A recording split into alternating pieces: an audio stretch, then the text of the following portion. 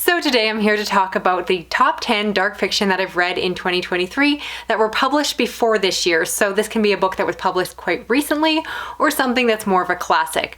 This is my second video in the series, so you should already see my top backlist science fiction. I'm going to have that linked down below. And when I talk about dark books, that includes horror thrillers and other things that are just generally creepy. So if that all sounds good, let's get started. First, at number 10, we have The Babysitter by Joyce Carol Oates. This is a literary thriller, for lack of a better word, that follows a woman who goes to a hotel at the beginning to start an affair with this elusive man. This is also set in a town where there is some sort of person out known as the babysitter who steals away children for nefarious purposes. Now, as you imagine, these two storylines begin to intertwine and the story goes from there. This is one that I will admit is imperfect in a way. There's a reason I'm putting it at the bottom of my list, but I could not stop thinking about it. It was very off-kilter, very strange. The author's writing is very distinct, and it really got stuck in my head in a very good way. I am just fascinated by this author's work. I definitely want to read more of them next year, so you will be seeing that coming down the pipeline of my channel. And this book was just unsettling, different. In a way, from that synopsis, you can probably kind of guess which way the book might go. But despite leaning into some tropes, it just felt very unique in a way that was really appealing to me as someone who reads so many thrillers. And I love that it has more of a literary angle to it. This author does some really pleasing things with language that worked really well for me.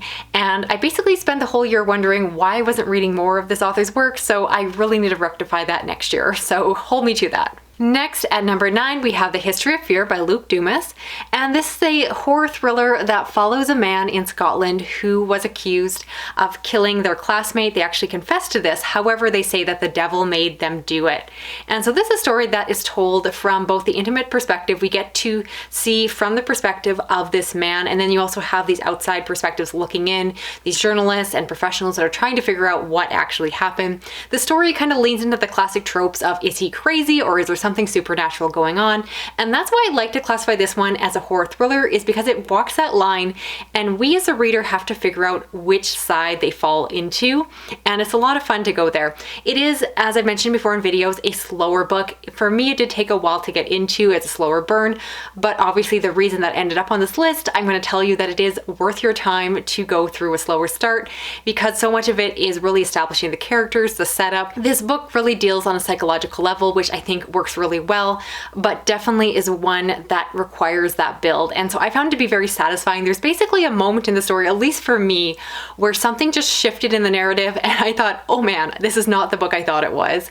And it was so enjoyable to see those final scenes. So I really enjoyed this book and would recommend it to those of you that share my love of psychological horror and thrillers. I think that this one is really smart, great writing, and definitely worth your time. Then at number 8, we have The Ghost Bride, and this is a piece of historical horror that is set in Malaysia during a time period that it is controlled by China. We follow a young woman who, at the beginning of the story, her family is very poor, and so her father agrees to marry her to a dead person. And this falls in line with old customs. It is not a very lucky thing to have done to them, but they agree to it, and the story goes from there.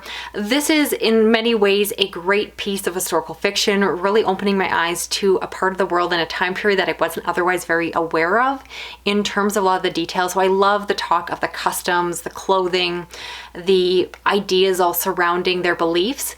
And then woven within this is a very lightly done ghost story because you have this dead person starting to come back to life possibly and speaking to this young individual, and then they're pulled perhaps into a larger story. So it definitely leans into some supernatural elements. Some could argue that it leans perhaps a bit more fantastical. It's not the most horrifying book on this list, but I like what it was doing. I'm someone who is always trying to find ghost stories that I actually enjoy. I do enough a lot of them that don't end up on my channel for review. So finding one that I enjoyed this much was really a nice treat, I'll be honest. I just really like the narrative. Again, I found it to be very rich and lush and creative and something very different than the classic ghost stories in a haunted house that I just don't always love. So this is one I'd recommend to people like myself that are looking for a ghost story that is a little bit more out of the box, looking for a timepiece, something that is more historically based, and bringing in some kind of information about a time period and a culture that you may not be otherwise very familiar with. So I enjoyed this one quite a bit. It does have a slower middle section, but I was gripped in by the beginning, and the ending is very good too. So again, a slower book, very character driven, that is worth your time to get through. Next is Our Wives at the Sea by Julia Armfield, and this is a quiet literary horror suspense story that follows two women. One has been away at sea, and when they come back, they are just not the same. This is, as I mentioned, a very quiet story. If you're looking for a story that is going to be horrifying with monsters jumping out of the closet, this isn't where you want to go. Instead, this is very much a story about the relationship between two people. On a surface level, it's really about how people grow together or grow apart, especially when they are separated for an amount of time. And so we follow these two women as they are trying to reconnect, and the one is just distant. And particularly leaning into the supernatural horror aspects to this story, you find that they are drawn to the sea. There's a lot of beautiful imagery within the story. The prose in the story are stunning, and I'm not someone who normally gushes about prose in books. They're not always my favorite aspect or the thing that really draws me into a story. But these prose are beautiful, and I'm not someone who loves purpley prose necessarily, but the imagery, the subtleness, it's just the kind of story that not a lot happens in it. Again, it's not very action-packed. It's very slow moving, it's very character focused, and I just love spending time with the characters, even if the characters were standing still. And again, it just creates that sense of uneasiness, that atmosphere, beautiful writing. It was just a really good experience to read, and I do recommend it. Again, you have to share some of my tastes in terms of that literary prose, but I liked it a lot. I do think that it's worth your time. It was a last year release that I didn't get to before the end of the year, and it's definitely one that I think a lot of people will love as well. Then at number 6, we have The Story of Junk, which is a story of a drug dealer who gets busted by DEA agents and then has to try to work with them or get pulled into a deal. This is a story that I never thought would show up on this list. I do not read drug fiction. Despite loving dark things, I've never gravitated towards the fictional genre. I think the reality of drug abuse is just too horrific and sad and depressing. That's not something that I seek out in my fiction. But for some reason, I picked up this book. I do not know why, and I was immediately pulled in. Now, I typically assume when it comes to drug fiction that is written in a stream of consciousness style, it tends to be the way that the memoirs are done. Often someone who has a history of drug abuse is not necessarily the most talented, skilled writer, and instead just trying to tell their story in the way that makes sense to them through their memory of the drugs and all of that. But because this is written from a outside perspective, I love that it was actually chosen to be written in a very beautiful literary manner. Apparently this is a year that I discovered I love dark literary fiction, so send me all the recommendations in the comments. But this one was just beautiful. It was so thoughtful and nuanced how it just built around this character. You really felt for them, and I fully admit this is the kind of fiction that really challenges my own preconceived ideas about who the people are that are addicted to drugs and their backgrounds and their stories. And again, obviously this is fictionalized, but I did do a bunch of reading around this where I do understand that the author purposely wrote this story to appeal to an audience like myself that aren't otherwise perhaps surrounding drug culture and only know about it from a distance, and really helping to open our eyes and take away some of the prejudice and stereotypes and stigma that is there, to really understand that there's people at the center of those stories. And I just love this one. Again, I thought it was so well executed. The writing was beautiful, the story was emotional and powerful, and the character work was great. Of course, you have a character who is very morally complex and has a lot of different things going on, but I cared very deeply for them very early on, which is something that is tough to do in a story like this, but was just so well executed. So highly recommend it. Even if you don't read drug stories, read this one, it's worth it. Now at number 5, we have Will Haunt You by Brian Kirk. And this is a very short horror novel that follows a man who used to be more of a rock star, part of this band. He is coming back to do a night with his friends, but for the most part, he settled down into a family life with his wife and has basically put his rock star life behind him. However, something changes on this fateful night, and he gets pulled into what I'm going to describe here as a fever dream. Within the story, there is a strange set of events that transpire in a way that I can only describe to be very psychological, and that is what I love so much about the story. I did it on audio, which I do think is the way to go with a story like this, because it's very twisty and you don't really know where it's going until it gets there. I believe the synopsis on the book tells you more than you ever want to know. I personally didn't read it, and I'm glad I didn't, because in my mind, the reveal of the story that is spoiled in the back of the book is so much better to experience for yourself. And so eventually you find out what is going on, or at least the reasoning behind what is happening. And there are some secrets that come out. There are some guilty past that comes to the front of the story, and it hits in the emotions very hard. If you can't tell, this book had a big effect on me. It was a complete surprise. One of those books you pick up on a whim. I think it actually has fairly low ratings on Goodreads, and I think it's because of the fact that, again, it reads in a very disjointed way, but in my mind it worked because for me, that disjointed narrative style worked to make the book feel very uneasy, and I felt very unsettled reading it, which again worked for me on that psychological level. So I recommend it. You just got to go in super blind. I'm not going to say more about the synopsis. Don't look it up. Try it out for yourself and tell me if you love it. If you hate it, that's okay too. These are very much my personal recommendations based off my very niche reading taste, so I always acknowledge that just because I like something doesn't mean you will, but I appreciate you sticking around for my opinions anyway. Then at number 4, we have Rebecca by Daphne du Maurier. I think you all know this horror suspense classic, but if you don't, it follows an unnamed woman who meets this widower. They quickly court and get married, and then he takes her off to Manderley. Once she is there, she learns more about this man's previous wife, Rebecca, and starts to worry that perhaps he is still in love with her, and starts to wonder what actually happened to his previous wife. Now, as I recently discussed about this book, I picked up this one through a patron request, and I'm so glad I tried it out.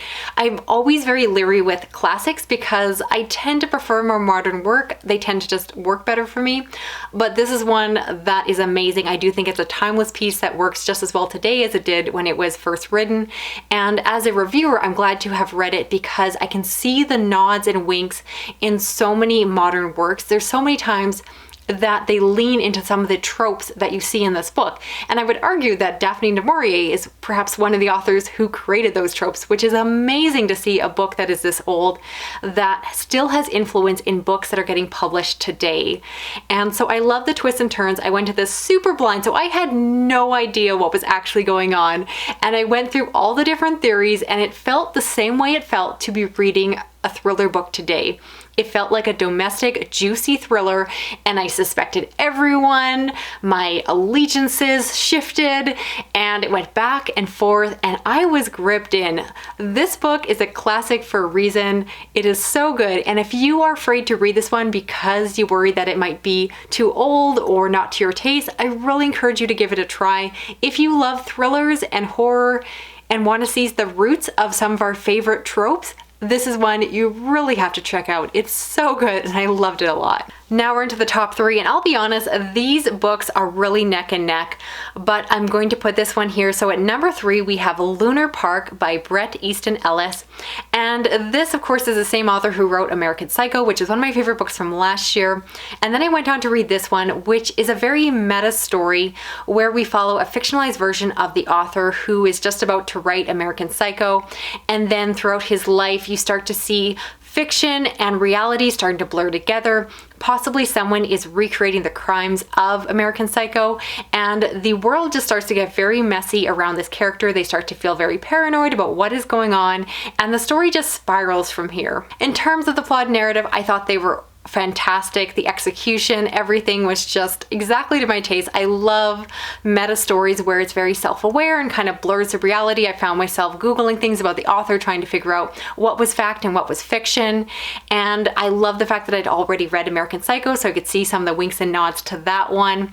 I would argue that some of the final reveals, the twist at the ending, were somewhat kind of predictable, but I didn't mind it at all because it felt like the natural ending to a story like that. This is a book that just reaffirmed why I like Bret Easton Ellis's work so much. Not for everyone, totally respect that. But if you have any authors or stories that are similar to theirs, I would love to know, because I just had such a good time with this one and highly recommend it if you share my weird taste in books. This one is off the wall and I was completely hooked in. It was so eerie and unsettling and I was obsessed when I read it. I still am. Obviously, it's a number 3. Then at number 2, I'm going to give a blanket recommendation to all of Sherlock Holmes' collection, although honestly, I have not read all of it yet. I talked about this in my mid-year wrap-up, but I am slowly going through their work, and as you would expect, the works of Sherlock Holmes by Sir Arthur Conan Doyle are amazing, and I really love them. In terms of where to start, I stand by that I think A Study in Scarlet is fantastic because it is a story that introduces how Watson and Sherlock get to know each other. It's a great setup. I think it's really representative of the other works to come. I also really do love The Hounds of the Baskervilles. While it is perhaps a little bit different than the other ones, leaning perhaps more into the potential supernatural, it's a great novel. I was very much gripped in. I read it and really didn't remember any adaptation, so I had no idea what was all behind it, and found myself just having a really good time with the characters. I do at some point want to do a full review or where to start discussion video with Sherlock Holmes, which I'm not prepared to do today, and at least not in this video. But as I mentioned, I'm still working through the collection. But for me, a few reasons that I'm putting this on the list is the fact that as someone, again, who tends to read more modern fiction, I was so surprised how accessible their work was in the modern day.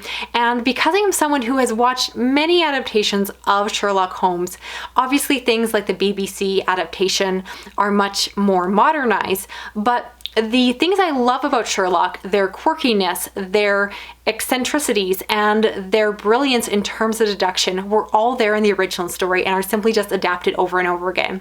And so I think the core story really holds up to readers that fall in love with the adaptations, and I'm so glad that I went back to the roots. Again, I want to eventually do some more content on that. Let me know down below what kind of video you'd like to see on that, because I'm very much aware that I'm not the first person talking about Sherlock Holmes, and I feel like it's maybe a bit irrelevant for me to recommend him, so let me know what kind of coverage you want from me. Now at the number 1 spot, the book that nothing could beat all year was Alias Grace by Margaret Atwood. And this is a piece of historical fiction that centers around a true Canadian case. So in the late 1800s, there was this woman, Alias Grace, who was convicted of assisting in the murdering of this family. And her case has always been very mysterious. There's a lot of question about how involved she actually was in the murders. And as a piece of history, Margaret Atwood studied the original case and wrote a fictionalized story around it, giving some perhaps answers to what all went down. This is one I was completely obsessed with from start to finish. As many of you know, I'm a huge fan of Margaret Atwood. I joke that I have to read her at least once a year to keep my Canadian citizenship. And I do think that she is worth all the hype. Her writing is beautiful, her ideas and her style just works so well for me. And on top of that, this case itself is fascinating. There are layers to it. And I love that the author brings in as much real information as possible at the end of the story. The author goes through their notes and explains everything that they could about what came from actual historical documents. And basically is this really interesting case, and then we're told the story from the perspective of this protagonist as we are following them after the fact, when you have these doctors and other professionals coming in trying to determine what actually happened. And the way that the story is framed, we as a reader don't necessarily know, at least not until close to the end, where the author gives some ideas about that. But going through the story, for the most part, we're in the dark and we do not know whether or not we should believe Alias Grace. She tells different stories, we hear different things. There's lots of questions, lots of things left unanswered, and we as a reader get to make a judgment on her, and I love that about it. I think that this book makes some great conversations specifically about women in historical crimes and the blame that is placed on them, and the commentary is great, and Alias Grace in my mind just becomes this unreliable, unknown character where we can only piece together what we know from the outside, and we bring in our own biases and confirmations when we try to decide whether or not she is innocent or guilty. And the framing of the story, the setup is so well done. I am addicted to it and I wish I knew the truth of what all went down that day. because the questions I'm left with just tug at me over and over again and make me want to reread the story again and again, thinking that somehow I will find the answers in this fictional tale. So that's it for this video here. I'd love to know the books I talked about. Which ones are you planning on checking out for yourself? And of course, let me know down below what is the best dark book you read this year. It can be a horror thriller or something else just strange and creepy. I want to hear about it. If you're new to my channel, I do read a lot of horror, thriller, science fiction, fantasy. If you want to stick around, subscribe.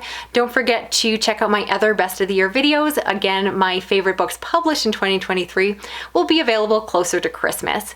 And if you want to help me out with this video, I appreciate if you want to share it around. You can give me a thumbs up, you can drop a comment, even if it's just something dark and creepy like a ghost or a vampire or something like that. And if you want to hit that little notification bell, you'll never miss a video from me. Thanks so much for watching. Talk to you again soon. Okay, bye-bye.